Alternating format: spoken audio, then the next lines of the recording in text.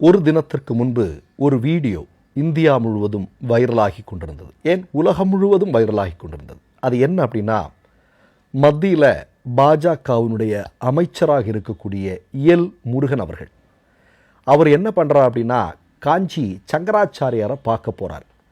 அங்கே இந்த காஞ்சி சங்கராச்சாரியார் வந்து என்னென்னா கிரிக்கெட் விளையாடுறான். எப்படி முருகன் அவர்களுக்கு அவன் இப்படி தூக்கி போடுறான்.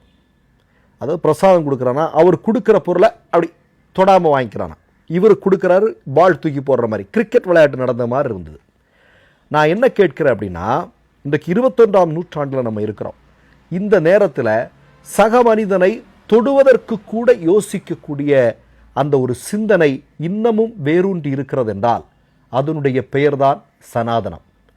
அதாவது ஒரு மத்தியில் அமைச்சர் பொறுப்பில் இருக்கக்கூடிய பாஜகவினுடைய ஆர்எஸ்எஸ் சாகாக்கள் இருந்து வந்த எல் முருகன் சங்கராச்சாரியாரை பார்க்க போகிறாரு. சங்கராச்சாரியார் என்ன பண்ணுறான் அப்படின்னா, தூக்கி வீசுகிறான். உன்னை தொட்டு நான் கொடுக்க முடியாது, நீ பிடிச்சிக்க வேணும்னா அப்படிங்கிற மாதிரி இருக்குது. இதனுடைய பெயர் தான், மீண்டும் சொல்கிறேன், சனாதனம். எதற்காக நாம் இந்த இடத்துல அதை பதிவு பண்ண வேண்டியது இருக்குது? நமக்கெல்லாம் நல்லா ஞாபகம் இருக்குது. இந்த சங்கராச்சாரியாரில் ஒருத்தன் கொலைக்கேஸில் உள்ளே போனான். உள்ளே போகும்போது அவனுக்கு மலம் கழிக்கிறதுக்கு சிறையில் இலையை வைத்து கொடுத்தார்களாம். இலையில் தான் அவர் மலம் கழிப்பாராம். நம்ம நிறைய பேச வேண்டாம். நான் எதுக்காக சொல்கிறேன்னா, சனாதனம் என்று சொல்லக்கூடியது வேறறுக்கப்பட வேண்டும். அதை தமிழ்நாடு என்றைக்கும் அதன் முன்னணியில் இருக்கும். அதில் எந்த விதமான சந்தேகமும் இல்லை. சரி, இப்போ ஏன் சனாதனத்தை பற்றி மீண்டும் தமிழ்நாட்டு மக்கள் அதை பற்றி பேசும்போது கொந்தளிக்கிறாங்க? ஒன்றும் இல்லைங்க. ஒரு தினத்திற்கு முன்பு அர்ஜுன் தன்னுடைய பிளாஸ்ட் என்று சொல்லக்கூடிய ஒரு திரைப்படத்தினுடைய ப்ரமோஷனில் சனாதனத்தை பற்றி அவர் பேசுகிறார். பேசாமல் தானே இருக்கணும், பேசுகிறார். என்ன பேசுகிறாரு? சனாதனம் என்பது மதம் அல்ல, அது ஒரு வாழ்க்கை முறை இப்படின்னு சொல்லிட்டு பெற்றோர்களை பாதுகாத்துக்கிறது, பெற்றோர்களை கடவுளை மாதிரி பார்த்துக்கிறது, இதுதான் சனாதனம் சொல்லுதுன்னு சொல்லிட்டு, சனாதனம் இருக்கக்கூடாது என்றால் உங்களின் பெற்றோரை வெளியே விரட்டுங்கள் அப்படின்னு கோபாவேசமாக பேசுகிறார்.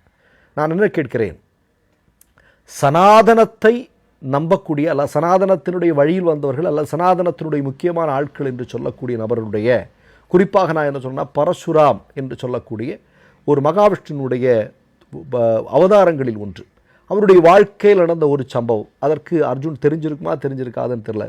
சொந்த தாயை என்ன செய்தார் அப்படிங்கிறது நமக்கு எல்லாருக்குமே நல்லா தெரியும். ஆனால் சனாதனத்தை வேறறுக்க வேண்டும் என்று சொல்லக்கூடிய பெரியாரிஸ்டுகளோ, மார்க்சிஸ்டுகளோ, அம்பேத்கரிஸ்டுகளோ, புத்த மதத்தை பின்பற்றக்கூடியவர்களோ, வள்ளலார் வழி உள்ளவர்களோ, வைகுண்டசாமியினோ, நாராயணகுரு, சாகு மகராஜ், ஜோதிரா பூலே, இந்த மாதிரி இவர்கள் வழி வந்தவர்கள் யாராவது அப்படி நடந்திருக்கிறார்களா? அல்லது அவர்கள் அப்படி சொல்லியிருக்கிறார்களா? இல்லை. இப்போ நம்ம அடுத்த விஷயத்துக்கு வருவோம். நான் என்ன சொல்ல விரும்புகிறேன் அப்படின்னா, ஒரு ஆர்எஸ்எஸ்காரன் சில வாரங்களுக்கு முன்பு என்ன அப்படின்னா, தேர்தல் முடிவுகள் வெளிவந்த நேரத்தில் உதயநிதி ஸ்டாலின் அவர்கள் சட்டமன்றத்தில் பேசுகிறார்.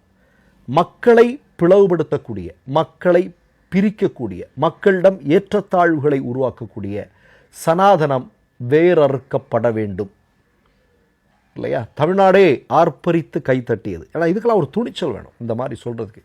ஒரு மக்களவையில் நின்றுட்டு ஒருத்தர் சனாதனம் வேறறுக்கப்பட வேண்டும் என்று இந்த காலகட்டத்தில், அதாவது ஆர்எஸ்எஸ் சங்க பரிவார கும்பல் இவ்வளோ பெரிய உச்சத்தில் இருக்கும்போது, ஒரு இளைஞன், நாளைய நம்பிக்கை, அவர் துணிச்சலாக இதை பேசுகிறார் என்றால் நிச்சயமாக தமிழ்நாடு அவருக்கு பின்னால் அணிதிரளும். அதில் எந்த விதமான சந்தேகமும் இல்லை.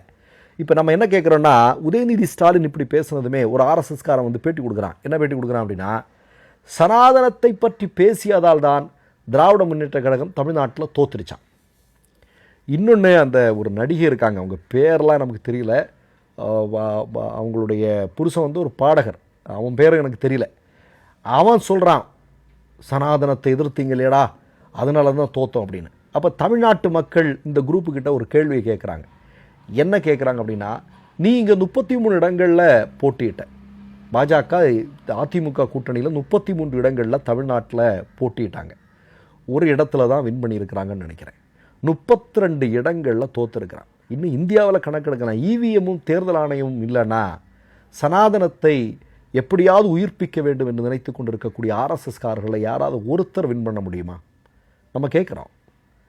அப்போது இவிஎம்மும் தேர்தல் ஆணையம் தான், சனாதனம் அல்ல. இப்போ அடுத்ததாக ஒரு மிக முக்கியமான விஷயம் பேசணும். நம்ம என்ன அப்படின்னா, இன்றைக்கி நம்ம சனாதனத்தை பற்றி பேசும்போது சனாதனத்தில் என்ன சொல்லியிருக்கு அப்படிங்கிறதெல்லாம் நமக்கு தெரியும் இல்லையா? பாப்பான் ஒரு தப்பு செஞ்சால் அவனுக்கு அவன்கிட்ட இருந்து ஒரு நஷ்ட ஈடு வாங்கிட்டு அவனை மன்னிச்சு விட்டுறலாம். ஆனால் ஒரு சூத்திரன் தவறு செய்தால் அவனுடைய நாக்கு அறுக்கப்பட வேண்டும் இல்லையா? இதுதானே சனாதனம் இதை சொல்லுதா இல்லையா? சரி, கூடுதலாக நம்ம ஒரு செய்தியை சொல்கிறோம். இப்போ சம்புகனுடைய தலை எதற்காக அறுக்கப்பட்டது?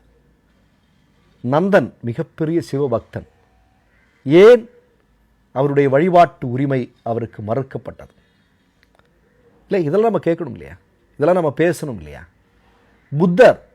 புத்தரும் அந்த புத்தருடைய நெறிகளும் இந்தியாவிலிருந்து இல்லாமல் ஆக்குவதற்கான திட்டத்தை பார்ப்பனியம் ஏன் தீட்டியது? ஏன் அவர்களெல்லாம் சனாதனத்தை அவர்கள் கடைசி வரையிலும் எதிர்த்தவர்கள், சமத்துவத்திற்காக குரல் கொடுத்தவர்கள். ஒன்றுமில்லைங்க, நம்ம தமிழ்நாடு கேரளா பார்டர் அன்றைய காலகட்டத்தில் குறிப்பிட்ட சமூகத்தை சார்ந்த பெண்களுக்கு இடுப்புக்கு மேலே ட்ரெஸ் போட முடியுமா? யார் அதை தடுத்தார்கள்? கல்வி கற்க முடியுமா எல்லாராலையும்? ஒரே தெருவில் எல்லாராலையும் நடந்து போக முடியுமா? எல்லாம் எதை செய்தது?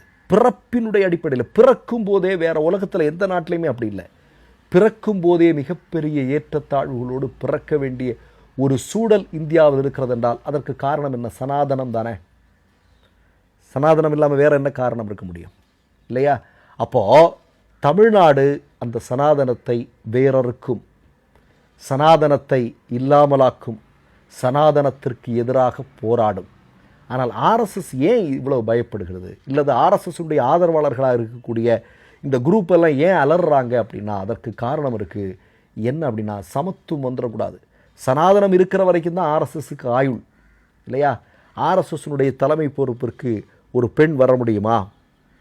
ஆர்எஸ்எஸ்னுடைய தலைமை பொறுப்பிற்கு ஒரு தலித் வர முடியுமா? நம்ம கேட்குறோம். எது தடுக்குது? ஏன் தடுக்குது இல்லையா? இப்போ இதெல்லாம் கேள்விகளாக இருக்குது. அப்போ சனாதனம் என்பது மக்களை பிரிக்கக்கூடியது, மக்களிடம் வேறுபாட்டை உருவாக்கக்கூடியது. நீ அது, நீ இது, நீ அங்கே நில்லு, நான் தூக்கி போடுறேன், நீ கேட்ச் பிடி, இப்படின்னு சொல்கிறது தான் சனாதனம். சரியா? அது தமிழ்நாட்டு மக்களுக்கு அந்த புரிதல் இருக்கிறது. பாவம் அர்ஜுனுக்கு தெரிஞ்சிருக்கும், தெரியாமலாம் இருக்காது. அர்ஜுனுக்கு தெரியாமல் இருக்குமா என்ன? ஆனால் என்ன, ஜென்டில்மேன் படத்தில் நடித்தவர் இல்லையா? ஒரே துப்பாக்கி எடுத்து பாகிஸ்தான் தீவிரவாதிகள் எல்லாம் அழிக்கக்கூடியவர், அவருக்கு தெரியாமலாம் இருக்காது. சரி, போகிற போக்கில் ஏதோ டக்குன்னு வந்துருச்சு, அவர் ஆர்எஸ்எஸ் அனுதாபிங்கிறது வெளியே வந்துருச்சு. அது இன்றைக்கி தமிழ்நாட்டு மக்கள் மத்தியில் ஒரு மிகப்பெரிய கொந்தளிப்பை உருவாக்கி இருக்கிறது. தமிழ்நாடு என்பது பிறப்புக்கும் எல்லா உயிர்க்கும் என்று சொல்லுகிற மாநிலம், அப்படி முன்னோர்களால் பயிற்றுவிக்கப்பட்ட மாநிலம்.